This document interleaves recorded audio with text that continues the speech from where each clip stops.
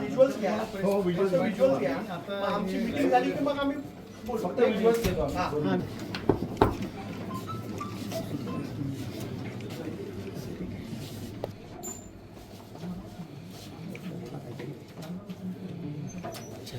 काहीतरी बोला, असं वाटतं मुखचित्रपट चालू आहे. नॉर्मल करा काहीतरी. पहिल्यांदाच आपल्याकडे आलोय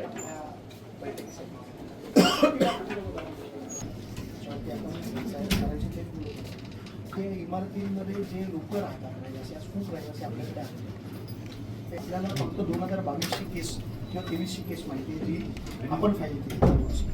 पण याच्या आधी मला वाटतं जुने अधिकारी त्यांना माहीत असेल 2020ला एक FIR लॉन्च झाली मॅडम. त्याच्यात 50 आरोपी आहेत. ADMCचे इलिगल डॉक्युमेंट्स बनवले त्याकडे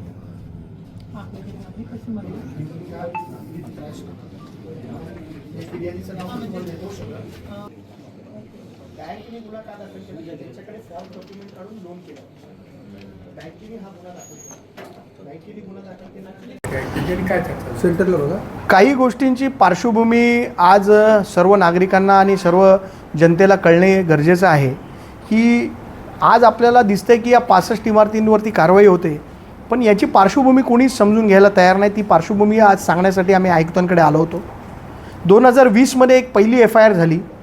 फॉर्जरी डॉक्युमेंटची 420ची एक FIR 2020ला झालेली आहे.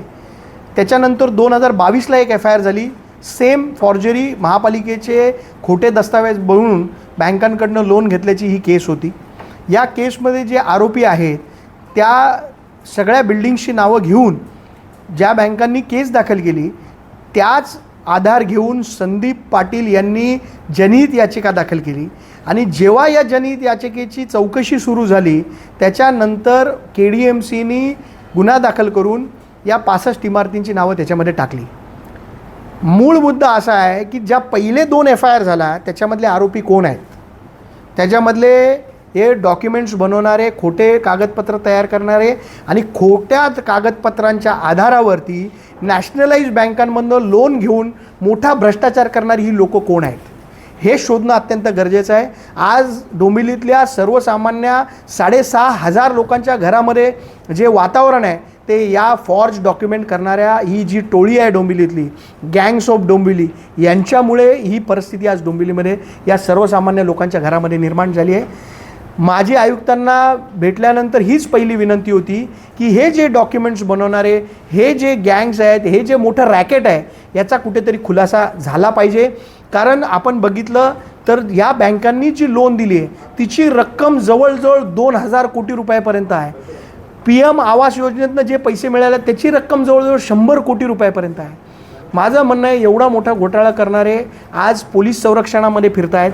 मी तुम्हाला त्या FIRची कॉपी देतो, तुम्ही त्या कॉपीमध्ये बघा की हे आरोपी कोण आहेत, ह्या आरोपींवर कोणाचा वर्दा असतं आहे.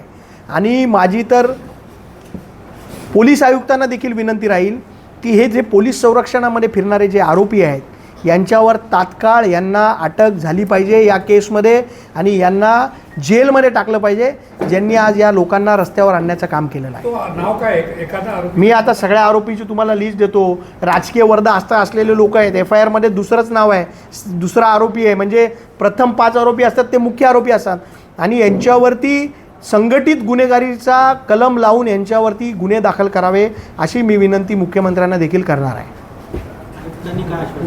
आयुक्तांनी आश्वासन दिलं आहे, आयुक्ताला आश्वासन दिलं आहे की तुम्ही कोर्टातली लढाई लढा. आयुक्त त्यांच्या पद्धतीने काम करतायत आणि त्यांनी या लोकांना पुरेसा वेळ देखील दिला होता की आपले लीगल डॉक्युमेंट सादर करा. परंतु जमिनीच्या मालकीचा मुद्दा असल्यामुळे त्यांना याच्यामध्ये कुठलीही कारवाई करता येत नाही.